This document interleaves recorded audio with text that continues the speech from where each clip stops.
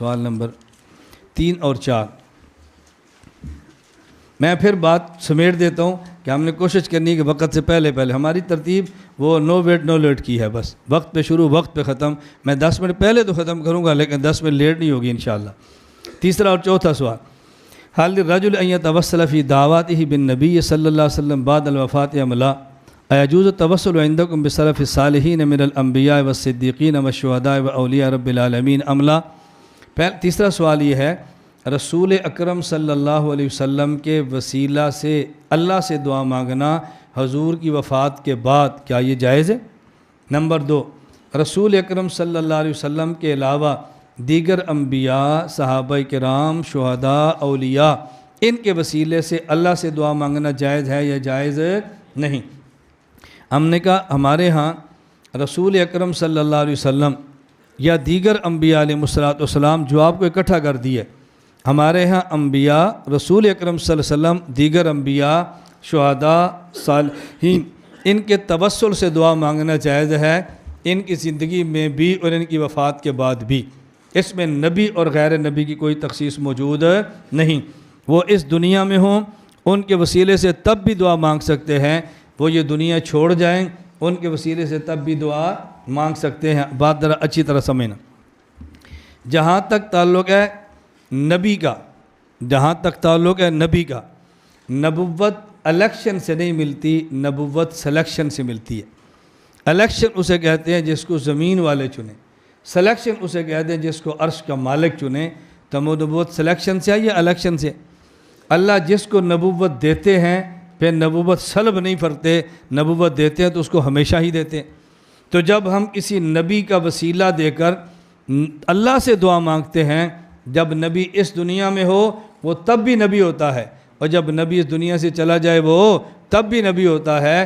ہم جس انسان کا وسیلہ دے کر دعا مانگ رہے تھے اس وجہ سے نہیں کہ انسان ہے، اس وجہ سے کہ انسان ہے اور نبی ہے۔ وہ جیسے نبی اس دنیا میں ہے ویسے نبی اس دنیا میں ہے۔ پہلے انبیاء کی نبوتیں منسوخ نہیں ہوتی، ان کی شریعتیں منسوخ ہو جاتی ہیں۔ شریعت کا منسوخ ہونا اور ہے اور نبوت کا منسوخ ہونا اور ہے۔ وہ جیسے کل نبی تھے ویسے آج نبی ہیں۔ ہم نے ان کے توسل سے دعا نبی ہونے کی وجہ سے مانگی ہے۔ وفات کے بعد نبوت ختم ہو جائے تو آپ کا اعتراض ٹھیک ہے، نبوت باقی رہے تو میرا اعتراض باطل ہے۔ اس لیے اس دنیا میں بھی وسیلہ دے سکتے ہیں، نبی دنیا چھوڑ دے وسیلہ تب بھی دے سکتے ہیں۔ یہ بات سمجھ آ گئی؟ اگلی بات سمجھیں، انبیاء کے علاوہ جو اولیاء اور شہداء ہیں ان کا توسل اس دنیا میں زندہ ہو تو لوگ کہتے ہیں جی وسیلہ دینے کی گنجائش موجود ہے، کیونکہ صحیح بخاری میں روایت موجود ہے۔ حضرت عمر رضی اللہ تعالیٰ نے قحط سالی کے دور میں اللہ سے عرض کیا، یا اللہ ہم پہلے وسیلہ دیتے آپ کے نبی کا، اللہم انا کننا نتوسل الیک بالنبیک، حضور دنیا سے چلے گئے، اب ہم توسل دیتے ہیں حضور کے چچا حضرت عباس کا، تو وسیلہ دیا اور بارش آ گئی۔ یہ بخاری میں۔ تو لوگ کہتے ہیں دیکھو حضور دنیا سے چلے گئے، عباس اس دنیا میں تھے تو حضرت عباس کا وسیلہ دیا، جب عباس دنیا سے چلے گئے اب وفات کے بعد ان کا وسیلہ دینا ٹھیک نہیں ہے، زندہ ہو تو وسیلہ دینا ٹھیک ہے۔ جہاں تک یہ بات ہے حضرت عمر نے حضور کے وسیلے کی بجائے عباس کا دیا۔ آپ محدثین کی عبارات پڑھ لیں، وہ فرماتے اس کی وجہ حضرت عمر یہ مسئلہ بتانا چاہتے تھے کہ جس طرح نبی کے وسیلے سے دعا مانگ سکتے ہیں امتی کے وسیلے سے بھی دعا مانگ سکتے ہیں۔ اب بھی حضور کا وسیلہ دیتے تو لوگ سمجھتے کہ غیر نبی کا وسیلہ جائز ہی نہیں ہے، اس لیے صحابی کا وسیلہ دیا ہے، یہ مسئلہ سمجھانے کے لیے۔ باقی رہے گا یہ مسئلہ کہ جب ولی اس دور میں ہو اس کے توسل سے دعا مانگو، جب وہ فوت ہو جائے اس کے وسیلے سے دعا نہ مانگو۔ ہم کہتے ہیں جہالت کے علاوہ اور کچھ بھی نہیں ہے۔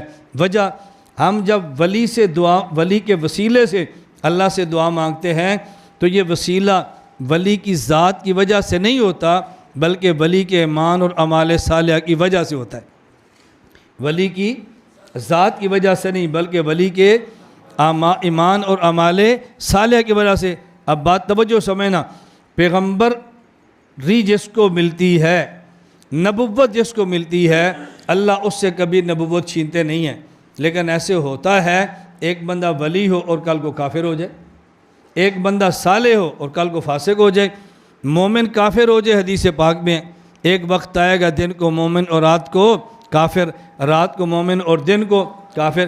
مومن کا ایمان سلب ہو جائے ہو سکتا ہے، ولی فاسق ہو جائے یہ ہو سکتا ہے۔